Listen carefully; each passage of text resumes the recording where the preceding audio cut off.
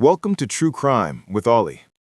In today's episode, we will look at one of the most infamous cults in American history, the Manson family.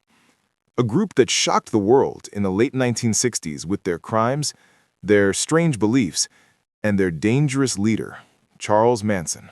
Yes, the story of the Manson family is not just about crime. It's about control, manipulation, fear, and how one man could influence young people to follow his dark vision. To understand the crimes, we first need to understand the man behind them, Charles Manson. Charles Manson was born in 1934 in Cincinnati, Ohio. His childhood was unstable and difficult. His mother was very young, and his father left before Charles was even born. Manson grew up moving between relatives, foster homes, and even spent time in reform schools. From an early age, he had problems with authority. He committed small crimes like stealing cars and breaking into homes. By his teenage years, he was already spending time in juvenile detention centers. And as he grew older, he continued to commit crimes: robbery, forgery, and even pimping. For most of his early life, Manson was in and out of prison. By the time he was released in 1967, he had already spent almost half of his life behind bars. But something important happened at this time. The 1960s were a period of cultural change: hippies, free love, drugs, and a search for new spiritual ideas. Manson stepped into this world at the perfect time to begin building his family. And this is where the story starts to become more chilling. Charles Manson was not educated, but he was very good at manipulating people. He knew how to use charm, music, and promises of freedom to attract followers, especially young women who were looking for meaning in their lives. So, in this first chapter, we see the foundation: a troubled childhood, a life of crime, and then the cultural chaos of the 1960s. Charles Manson took all of this and began forming the group that would later be known as the Manson family. In the next chapter, we'll explore how Manson gathered his followers, what life inside the family was really like, and how his teachings began to turn darker. When Charles Manson was released from prison in 1967, he entered a world that was ready for him. The counterculture movement was at its peak.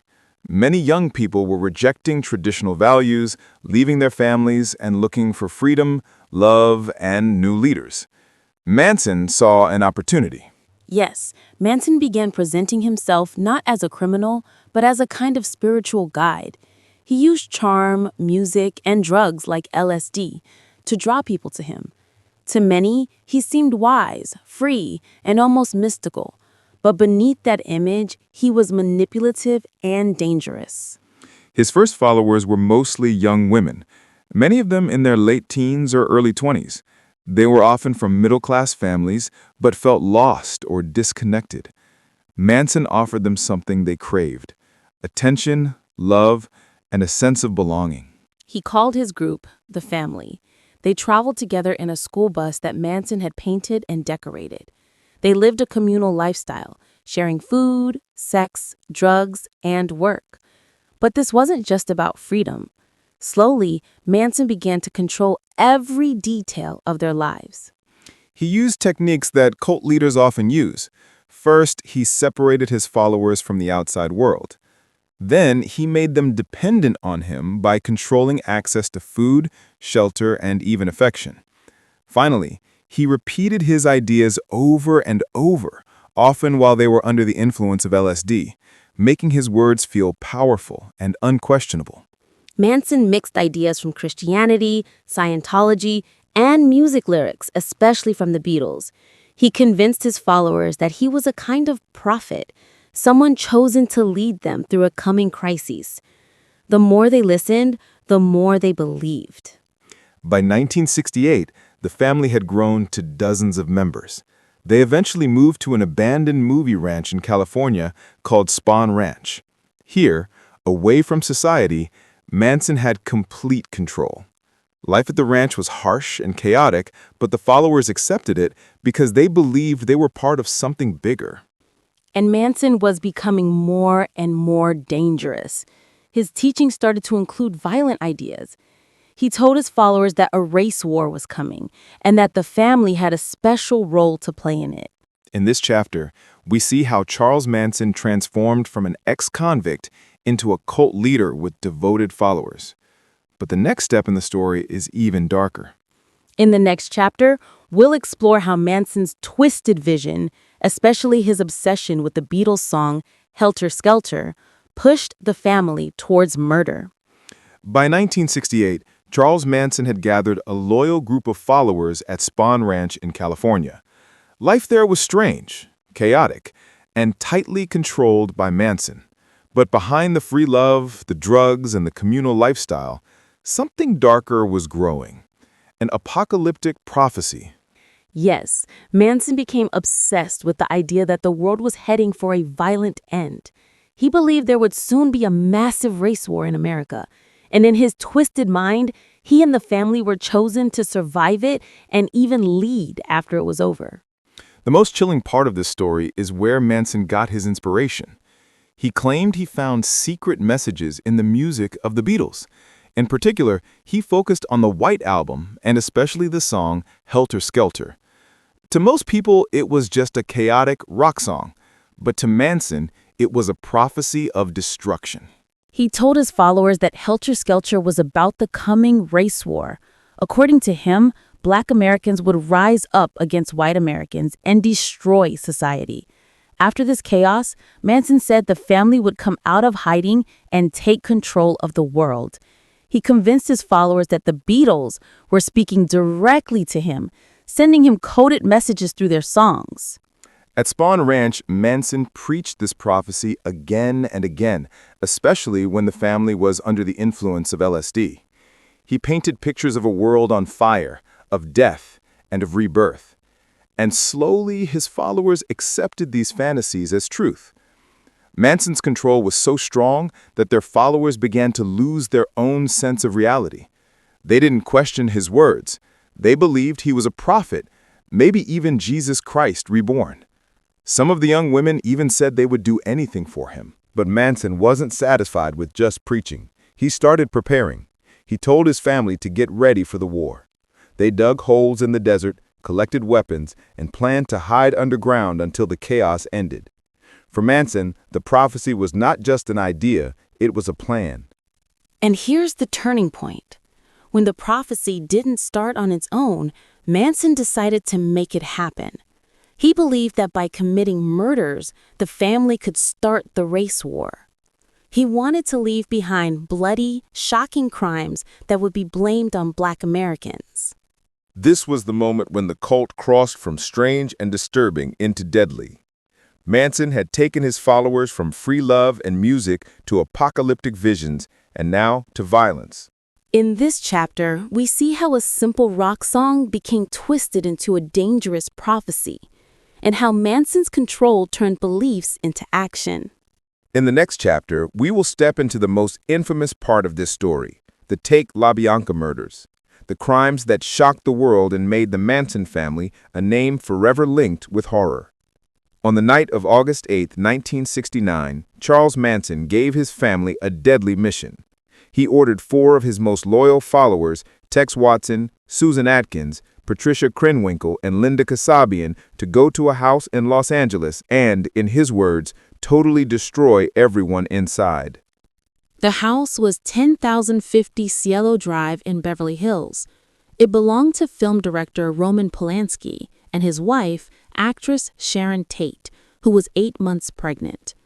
That night, Sharon was home with 3 friends: Jay Sebring, a hairstylist, Abigail Folger, heir to the Folgers' coffee fortune, and Wojciech Frykowski, Folger's boyfriend. Around midnight, the Manson followers arrived. Linda Kasabian waited outside as a lookout. Tex Watson, Susan Atkins, and Patricia Krenwinkel broke into the home. What followed was one of the most brutal and senseless crimes in American history. The first victim was a young man named Stephen Parent, who was visiting the caretaker on the property. He was leaving in his car when the killer stopped him. Tex Watson shot him 4 times, killing him instantly. Inside the house, chaos exploded. The family members attacked the guests. Jay Sebring was shot and stabbed multiple times.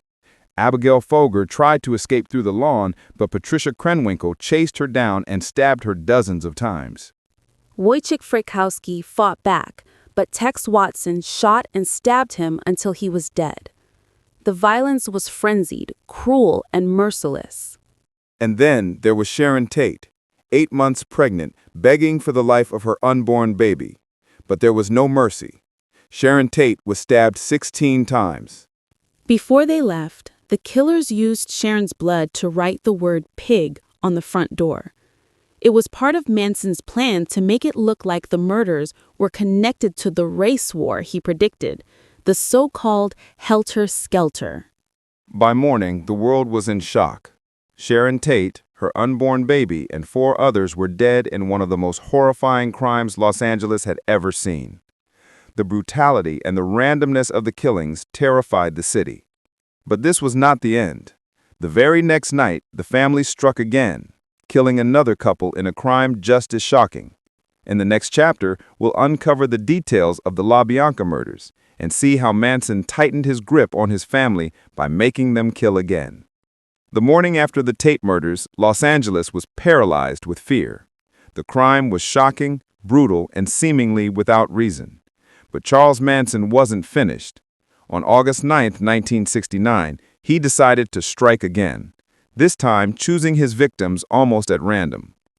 That evening, Manson joined his followers in the car. Along with Tex Watson, Susan Atkins, Patricia Krenwinkel, and Linda Kasabian, he drove through Los Angeles, looking for a new target. Manson entered several neighborhoods until he found a house he believed was suitable. The house belonged to Lino and Rosemary LaBianca. Lino was a supermarket executive. Rosemary owned a clothing shop. They lived in a quiet Los Feliz neighborhood, far from Hollywood glamour. They were not famous. They were simply a couple living ordinary lives. Manson entered the house first, tied up the couple, and then left his followers to finish the job. He told them exactly what to do, and then disappeared into the night. Tex Watson, Patricia Krenwinkel, and Leslie Van Houten carried out the attack. Leno was stabbed dozens of times with knives and even a carving fork, which was left sticking in his stomach. Rosemary was taken into a bedroom and killed in a similarly brutal way. The killers didn't just stop at murder. They smeared messages on the walls with the victim's blood. Words like rise, death to pigs, and helter-skelter were written across the home. Manson wanted the crimes to look like the work of black revolutionaries, to spark the race war he had been predicting. Unlike the Tate murders, where Linda Kasabian later said she tried to avoid violence, at the LaBianca home, the group acted with chilling obedience. They did exactly what Manson ordered. It was proof of just how much control he had over them. By the time the police discovered the bodies the next day, panic had spread across Los Angeles. 2 nights of brutal killings, 7 victims, and no clear motive. The city was terrified, and investigators struggled to understand who could be responsible. But the Manson family didn't stop living at Spawn Ranch. They went back to their strange, apocalyptic lifestyle as if nothing had happened. For them, the murders were not crimes. They were part of their mission, a step toward the helter-skelter prophecy. In this chapter, we've seen how Manson escalated the violence, moving from Hollywood celebrities to an ordinary couple. The randomness of the murders made them even more terrifying. In the next chapter, we'll follow the police investigation, how detectives began to piece together clues, and how the Manson family's strange world at Spawn Ranch slowly came into focus. After the Tate and LaBianca murders, Los Angeles was living in fear. Newspapers ran headlines about mystery killers. Celebrities hired bodyguards. Ordinary families locked their doors. But behind the panic, detectives were struggling to find answers. At first, the cases seemed impossible to solve. The Tate murders and the LaBianca murders were treated as separate crimes. The victims were so different, Hollywood celebrities one night and an ordinary couple the next. Detectives wondered if they were even connected. At the Tate crime scene, detectives found few solid leads. They saw the word pig written in blood on the front door. Inside, there were signs of a chaotic, frenzied attack. But there were no clear fingerprints, no obvious motive, and no immediate suspects. The LaBianca crime scene was just as confusing. Again, there were words written in blood, rise, death to pigs, and helter-skelter. Detectives knew this wasn't ordinary burglary or robbery. The brutality and the strange messages suggested something far more disturbing. Meanwhile, out at Spahn Ranch, life in the Manson family continued. Police knew of the ranch, but mostly for smaller crimes, auto theft, drugs, and illegal weapons. At first, they didn't connect the family to the high-profile murders. The breakthrough came slowly. Members of the family began to brag about the crimes to outsiders. In jail, Susan Atkins told a cellmate about killing for Charlie. Those whispers made their way back to the police. At the same time, detectives began to notice the similarities between the Tate and LaBianca murders, the brutality, the blood writing, and the possible connection to helter-skelter. Gradually, a picture began to form. Then came the raids. Police raided Spahn Ranch, initially for stolen cars and weapons. But inside, they discovered a group of young people completely under Manson's control. Strange drawings, talk of the Beatles, apocalyptic ideas. It was bizarre. And soon, members began to break.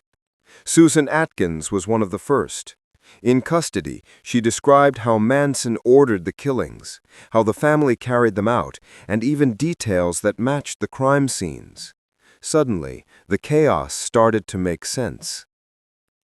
By late 1969, detectives were finally connecting the dots.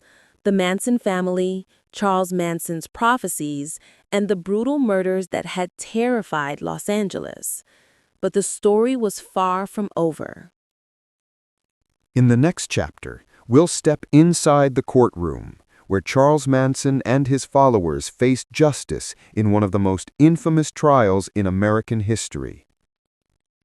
By late 1969, the police had gathered enough evidence to charge Charles Manson and several of his followers with the Tate-LaBianca murders.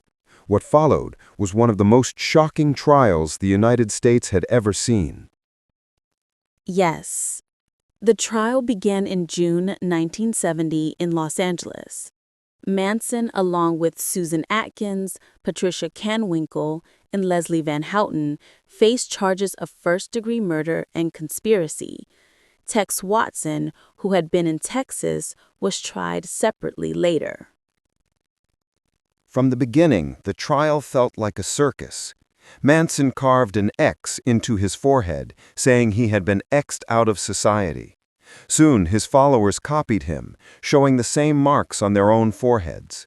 It was a chilling display of loyalty. Inside the courtroom, Manson often tried to control the proceedings. He interrupted, shouted at the judge, and even threatened to kill him. The female defendants, Atkins, Krenwinkel, and Leslie Van Houten, often giggled, sang, or repeated Manson's words as if under his spell. But the most powerful evidence came from inside the family. Former members testified about Manson's control, his prophecies, and his orders to kill. Linda Kasabian, who had been a lookout during the Tate murders, became the star witness. She described in detail how the killings unfolded. Her testimony shocked the court. She spoke of Sharon Tate begging for her baby's life, of the blood written on the walls, of Manson's chilling command, "Do something witchy." With every word, the jury began to understand just how much control Manson had over his family. The trial lasted 9 months, making it the longest in U.S. history at that time. And outside the courthouse, loyal family members camped out, singing songs, carving X's into their foreheads, and showing support for Charlie. It was eerie and disturbing, as if Manson's shadow reached beyond the prison walls. Finally, in January 1971, the jury returned a verdict: guilty. Charles Manson and his followers were convicted of first-degree murder and conspiracy. They were sentenced to death. But the story didn't end there. In 1972, the California Supreme Court abolished the death penalty, and the sentences were reduced to life in prison. Manson and his followers would spend the rest of their lives behind bars. In this chapter, we've seen how justice caught up with Charles Manson. But even though the trial ended, the story of the Manson family didn't simply fade away. Their crimes left scars on American society, and their influence continued in disturbing ways. In the next chapter, we'll explore the aftermath of the trial. What happened to the family members in prison, how Manson continued to attract followers, and why his legacy still fascinates and terrifies people today. When the trial ended in 1971, Charles Manson and his core followers were locked away for life. But the story of the Manson family was far from over. Their influence lingered, inside prison walls and outside in the public imagination. Inside prison, Manson never admitted guilt. He insisted he didn't kill anyone himself. Instead, he claimed society was to blame or that his followers acted on their own. Even behind bars, he continued to manipulate people through interviews, letters, and strange ramblings. Some of his followers remained loyal long after the murders. Outside the prison, young people still camped out, sang songs, and called Manson a prophet. It was shocking. Proof of how strong his control could be, even from a cell. Meanwhile, the women convicted with him, Susan Atkins, Patricia Krenwinkel, and Leslie Van Houten, adjusted to life sentences. Atkins later expressed some regret before her death in 2009. Krenwinkel and Van Houten remain in prison, though Van Houten was finally paroled in 2023 after decades behind bars. Tex Watson, the man who carried out much of the violence, also remains in prison. Over the years, he claimed to have found religion, but for the families of the victims, the scars never healed. And for the public, the murders became a symbol of the end of the 1960s. The era of peace and love suddenly looked darker. The idea that young people could be manipulated into such brutal crimes shocked the world. Books, films, documentaries, and songs have all been made about Manson and his family. Some treat him as a cultural figure, others as a monster. But either way, his name became part of history, forever linked to murder, manipulation, and madness. The legacy of the Manson family is not just about the crimes. It's also about how society began to understand cults, brainwashing, and the power of manipulation. The case became a warning of how vulnerable people can be when they're searching for meaning and fall under the spell of the wrong person. In this chapter, we've seen how the story continued long after the trial, through prison lives, loyal followers, and a culture that couldn't look away. In the next chapter, we'll bring everything together, looking at why the Manson family story still fascinates us today, more than 50 years later. More than 50 years have passed since the Tate-LaBianca murders, yet the story of Charles Manson and his family continues to haunt us. Why? Why do we keep returning to this dark chapter of history? Part of it is the sheer brutality of the crimes, the randomness of the victims, Hollywood stars one night, an ordinary couple the next, made the murders feel terrifyingly unpredictable. It was violence without reason, and that shook the public deeply. Another reason is the figure of Charles Manson himself. He wasn't a powerful man, a politician, or a general. He was an ex-convict with no real authority. And yet, he convinced intelligent young people to kill for him. That power of manipulation is both fascinating and terrifying. The Manson case also forced people to look at the darker side of the 1960s. While the world celebrated peace, love, and freedom, here was a story that showed how vulnerable people could be, how ideals could be twisted into something deadly. Even today, the Manson family story is studied in psychology, criminology, and sociology.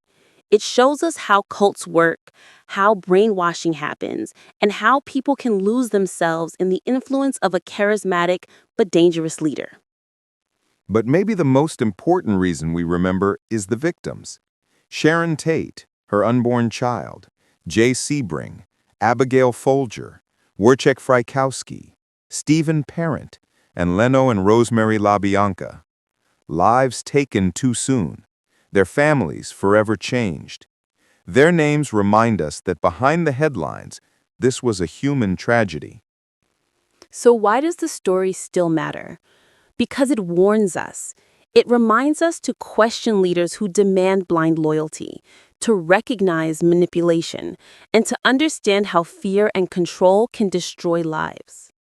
The Manson family may be history, but the lessons are still relevant today. Thank you for joining us on this journey into one of the darkest cults in American history. This has been True Crime with Olly.